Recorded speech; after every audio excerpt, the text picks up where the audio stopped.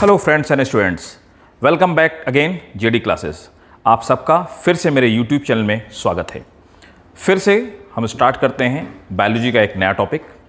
As usual जैसे मैं आपके लिए हमेशा एक बायोलॉजी का नया टॉपिक लेकर के आता हूं और हम टॉपिक सीक्वेंस में पढ़ रहे हैं जो कि नीट के लिए और आपके सीबीएसई बोर्ड के लिए दोनों के लिए बहुत इंपॉर्टेंट है। एज़ यूजुअल जैसे मैं आपको बताता हूं कि हम YouTube में फ्री ऑफ कॉस्ट सबसे ज़्यादा एग्जॉस्टिव स्टडी बायोलॉजी के लेकर के आएंगे और सबसे ज़्यादा डिटेल में टॉपिक्स लेकर के आएंगे जिससे कि नीट का या सीबीएसई का कोई भी क्वेश्चन आपसे छूटने ना पाए। ये इस बात का हमारा आपसे कमिटमेंट है। तो इसीलिए मैं कहता हूँ कि अगर आपको मेरा चैनल अच्छा लगे, इन्फॉर्मेटिव लगे तो प्लीज़ इसको लाइक कीजिए, शेयर कीजिए, सब्सक्राइब कीजिए ताकि मैं free of cost quality education हर पार्ट तक पहुंचा पाऊं। That is my mission, so that the everyone and mainly those who are deprived from quality education they get all this knowledge, all this stuff free of cost. So please welcome friends, मैं आपका teacher, mentor, guide Jayant Dwivedi, JD sir. So आपके लिए फिर से एक नया topic start कर रहा हूं। आज हम बात करने वाले हैं फंजाई की। फंजाई हमारा थर्ड किंगडम है। मैंने आपसे बताया था कि जो क्लासिफिकेशन सिस्टम हमारा है 5 किंगडम क्लासिफिकेशन सिस्टम, उसमें थर्ड किंगडम फंजाई है। फंजाई एक अपने आप में अलग टाइप के ऑर्गेनिज्म है। किसी ज़माने में, किसी टाइम में फंजाई को प्लांट्स के साथ पढ़ा जाता था क्योंकि इनमें सेल वॉल पाई जाती है। बाद में पता लगा कि इनके सेल वॉल का कॉम्पोजिशन डिफरेंट है और बाकियों से अलग है। मतलब प्लांट के जितने सारे भाई बंधु हैं, जितने सारे उनके पार्ट हैं, जितने क्लासेस हैं, जैसे कि मैं आपकी बात करूं pteridophyta, gymnosperm, angiosperm, algae, bryophytes, जितने सारे इसके कंपोनेंट होते हैं, जितने सारे इसके पार्ट हैं, उन सभी क्लासेस से में सेलुलोज की सेल वॉल है, लेकिन इसकी सेल वॉल डिफरेंट बनी है। अभी हम बात करेंगे कि इनका कॉम्पोजिशन कैसा होता है। Right, so let's start. Fungi को हम जिस ब्रांच में पढ़ते हैं उसे हम माइकोलॉजी बोलते हैं, mycology. Right, so study of fungi is called mycology, तो इसे हम माइकोलॉजी कहते हैं। सो फंजाई की स्टडी माइकोलॉजी में की जाती है। फंगस के बारे में खास बात क्या है, इनमें टिश्यू लेवल का ऑर्गेनाइजेशन नहीं पाया जाता है क्योंकि ये इवोल्यूशन के सीक्वेंस में पीछे रह गए। तो इनमें सेल्स जो होती हैं वो टिश्यू के फॉर्म में ऑर्गेनाइज नहीं हो पाती हैं। यूकैरियोटिक होते हैं, मोनोकैरियोटिक और डाइकैरियोटिक और मल्टीकैरियोटिक भी होते हैं। तो देखते हैं आखिर ये जो यूकैरियोटिक ऑर्गेनिज्म है यूनिसेलुलर भी हैं, मल्टीसेलुलर भी हैं, लेकिन टिश्यू लेवल का ऑर्गेनाइजेशन नहीं पाया जाता है। फंगस क्या होता है, फंजाई बहुत सारे पतले पतले थ्रेड लाइक स्ट्रक्चर से मिलके बने होते हैं। इन थ्रेड लाइक स्ट्रक्चर्स को हम, जो स्ट्रक्चर्स का ग्रुप होता है उसको हम माइसीलियम कहते हैं। और माइसीलियम हमारे जिन छोटे छोटे पार्ट से मिलकर के बना होता है उन पार्ट्स को हम हाइफा कहते हैं। तो अगर मैं बात करूं, so every fungi is made up of mycelium. Mycelium is a group of these thread like structures. ये इस तरह के थ्रेड जैसे स्ट्रक्चर हैं, धागे के जैसे स्ट्रक्चर हैं। इन स्ट्रक्चर को हम माइसीलियम बोलते हैं। इनमें से जो सिंगल धागा होता है उस सिंगल धागे को हम हाइफा कहते हैं, हाइफा। और हाइफा हमारा सिंगुलर हो गया। आपने बहुत सारी जगह पढ़ा होगा hyphae. So this hyphae, this means plural, और कोई डिफरेंस नहीं है। सो बहुत सारे हाइफा या हाइफी मिल करके माइसीलियम का फॉर्मेशन करते हैं और ये माइसीलियम कॉम्पैक्ट होकर के फंजाई का फॉर्मेशन करती है। फंजाई यूनिसेलुलर भी हो सकती है और फंजाई मल्टीसेलुलर भी हो सकती है। राइट, अब देखिए स्टार्ट करते हैं कि इसके सेल की स्ट्रक्चर कैसा होता है। फंजाई में जो इसका हाइफा होता है ये इसके हाइफा का स्ट्रक्चर है, फंगल हाइफा का स्ट्रक्चर है। हमने यहाँ पे एग्जांपल के तौर पे राइजोपस को लिया है। राइजोपस एक फंगस का ही फैमिली का मेंबर है। ये एक रिप्रेजेंटेटिव ऑर्गेनिज्म के फॉर्म में लिया गया है। देखिए हाइफा की सबसे बाहरी वाल जो होती है उसे हम हाइफल वॉल बोलते हैं। हाइफल वॉल मेनली जिस सब्सटेंस की बनी होती है उस सब्सटेंस को हम काइटिन कहते हैं।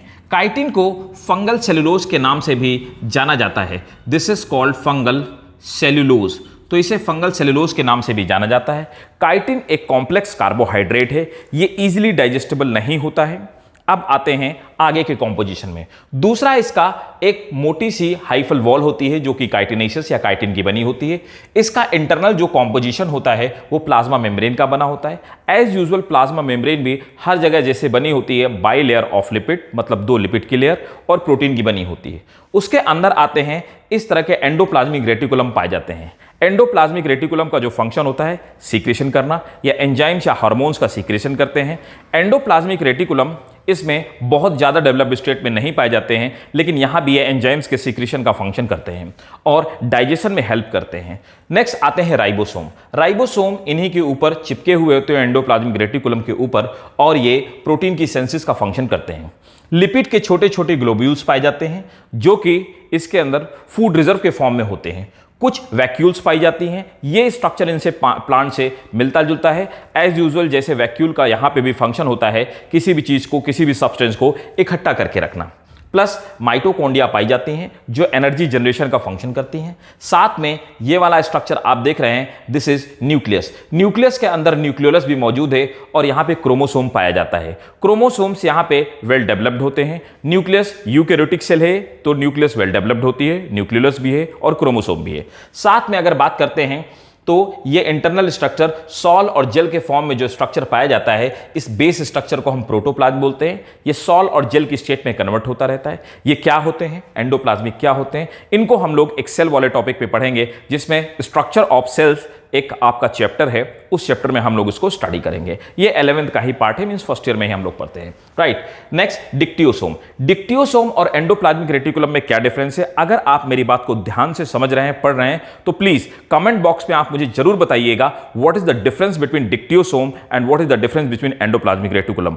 बहुत सारे लोग यूट्यूब में पढ़ा रहे हैं, बहुत सारे लोग क्लासेस में भी पढ़ाते हैं। इन जनरल लोग बच्चों को कभी डिफरेंस नहीं बता पाते और ये स्पेसिफाई नहीं करते कि डिक्टियोसोम और एंडोप्लाज्मिक रेटिकुलम में क्या डिफरेंस है। आप प्लीज मेरे कमेंट बॉक्स में इस बात को जरूर बताएं कि डिक्टियोसोम एंड एंडोप्लाज्मिक रेटिकुलम में क्या कोई रिलेशन है या नहीं है। अगर नहीं है तो क्या नहीं है। अगर आप इसको स्पेसिफाई करते हैं, I will be very happy and definitely मैं हमेशा कमेंट बॉक्स पढ़ता हूं और हमेशा आपके कमेंट्स का रिस्पॉन्स करता हूं, राइट। So next कंटिन्यूएट। यहां पर ग्लाइकोजन पाया जाता है जो कि फूड रिजर्व का फंक्शन करता है। तो अगर आपसे फूड रिजर्व की बात की जाए तो 2 चीजें पाई जाती हैं, लिपिड ग्लोब्यूल्स और ग्लाइकोजन। लिपिड ग्लोब्यूल ऑब्वियसली हमें यह पता है कि लिपिड किस चीज से मिलकर बने होते हैं, they are a kind of the fat, right, और फैटी एसिड ऑफ ग्लिसरॉल्स के मिलकर के बने होते हैं।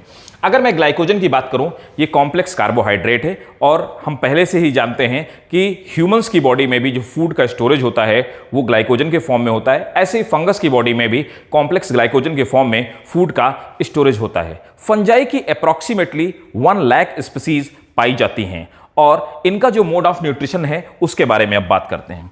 फंगस का जो मोड ऑफ न्यूट्रिशन है, उस मोड ऑफ न्यूट्रिशन को हम एब्जॉर्प्टिव मोड ऑफ न्यूट्रिशन कहते हैं। तो फंगस में एब्जॉर्प्टिव मोड ऑफ न्यूट्रिशन पाया जाता है। एब्जॉर्प्टिव मोड ऑफ न्यूट्रिशन क्या होता है? एब्जॉर्प्टिव मोड ऑफ न्यूट्रिशन में आप देखेंगे, फॉर सेक ऑफ एग्जांपल, ये हमारा एक मशरूम है जो कि फंगस का ही एक पार्ट है, राइट। ये फंगस के क्लास में आता है, तो मॉर्शेला बोल दीजिए या कोई सा भी बोल दीजिए, ये बहुत सारे जो हम क्लासिफिकेशन पढ़ेंगे तो हम इसके बारे में पढ़ेंगे।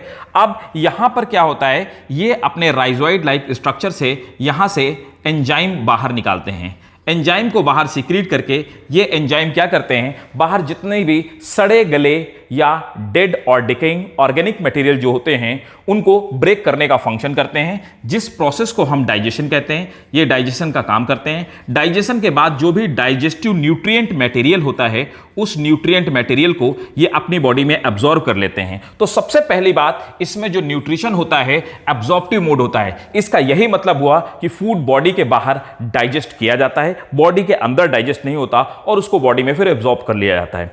अगर आपसे यह पूछा जाए कि किस तरह का डाइजेशन होता है, तो फंगस में जो डाइजेशन होता है, मैं बात करूंगा कि फंगस में डाइजेशन की जो प्रोसेस है, this is called external digestion. Please इस बात को नोट कीजिएगा, यह आपके नीट के लिए बहुत इंपॉर्टेंट है। तो इसमें एक्सटर्नल डाइजेशन होता है, बहुत सारे माइसीलिया मिलकर के इन स्ट्रक्चर्स का फॉर्मेशन करते हैं। अब मैं बात करूंगा कि अगर ये टिश्यू जैसे स्ट्रक्चर में नहीं पाए जाते, तो टिश्यू नहीं होते तो एक्चुअली होते क्या हैं।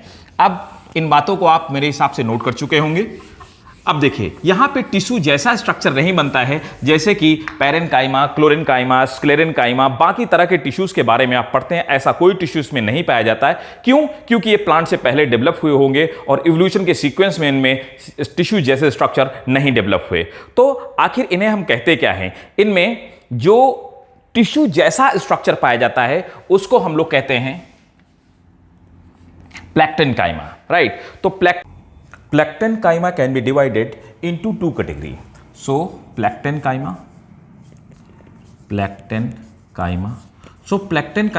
Can be divided into two category, that is the prosenchyma and pseudoparenchyma. So this is prosenchyma and pseudoparenchyma. Look, plectenchyma जो आपका होता है, ये जो प्रोसेनकाइमा के फॉर्म में होता है उसमें कुछ टिश्यूज स्ट्रक्चर इस तरह से एक कॉम्पैक्ट मास का स्ट्रक्चर बनाते हैं। ये आपको हाइफा जैसा, माइसिलियम जैसा है, थ्रेड लाइक स्ट्रक्चर होता है। लेकिन स्यूडो मीन्स होता है फॉल्स पैरेन्काइमा। तो जो पैरेन्काइमा टिश्यूज हमने प्लांट टिश्यूज में पढ़े होंगे या प्लांट में आपने पढ़ा होगा, वो टिश्यूज जैसा स्ट्रक्चर लगता है। So that's why it is called pseudo parenchyma, और ऊपर वाले को हम प्लैक्टेनकाइमा कहते हैं। ये टिश्यू जैसा स्ट्रक्चर दिखता है but actually it is not tissue. So we can say plectenchyma is this is a collection of loose tissues. अब दूसरी एक बात करते हैं हम लोग हाइफे की। तो मैंने आपको हाइफा का स्ट्रक्चर बता दिया था। हाइफा में जो मैंने आपको बताया था कि बहुत सारे मिलकर के माइसिलियम का फॉर्मेशन करते हैं। तो हाइफा जो होते हैं, ये हाइफा किस तरह से हो सकते हैं? हाइफा दो तरह के हो सकते हैं। So hypha, they are two type, either they are septate, या तो ये सेप्टेट होंगे, और दूसरा दे कैन बी एसेप्टेट। इनके बीच में हो सकता है कि सेप्टा मौजूद ना हो। जो सेप्टेट होते हैं, अब देखिए यहां पर सेप्टेट के बारे में क्या कहा जाए कि एक इस तरह का एक हाइफा थ्रेड लाइक पाइप जैसा स्ट्रक्चर होता है। इनके बीच में कंप्लीट एक सेल वॉल का फॉर्मेशन हो जाता है जिससे कि ये सेल्स अलग हो जाती हैं। इनको हम सेप्टेट में रखते हैं। दूसरे वो होते हैं जो एसेप्टेट हाइफा होते हैं। इनमें होता क्या है कि दो सेल्स के बीच में सेल वॉल का फॉर्मेशन नहीं होता है। मतलब अगर मैं टेक्निकली बात करूं तो न्यूक्लियस तो डिवाइड हो जाती है लेकिन सेल्स डिवाइड नहीं होती। कैरियोकाइनेसिस होती है लेकिन इसमें साइटोकाइनेसिस नहीं होती। तो न्यूक्लियस डिवाइड होता है लेकिन प्रोटोप्लास्ट डिवाइड नहीं होता। इसकी वजह से क्या होता है, जब बीच में सेल वॉल का या सेप्टा का फॉर्मेशन नहीं होता तो सेप्टा नहीं होते, इन्हें इसे ट्रैप्ट कहते हैं। और यहां पर ये मल्टी न्यूक्लिएट कंडीशन है। इस मल्टी न्यूक्लिएट कंडीशन को सिनोसिटिक कंडीशन बोलते हैं। कुछ लोग इसे कोइनोसिटिक प्रोनाउंसिएट करते हैं, दैट इज रॉन्ग प्रोनाउंसिएशन।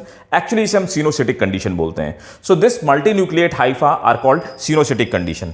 इस दोनों के एवोल्यूशन के टर्म्स में कुछ ऐसे भी मेंबर्स बने जिनके बीच में पार्शियल सेप्टा का फॉर्मेशन होता है। अब अगर मैं पार्शियल सेप्टा की बात करूं तो कुछ जो पार्शियल सेप्टा होते हैं वो इस तरह के होते हैं। यहां पर कंप्लीट सेप्टा का फॉर्मेशन नहीं होता, बाहर की तरफ से सेंटर की तरफ सेल वॉल का फॉर्मेशन स्टार्ट होता है।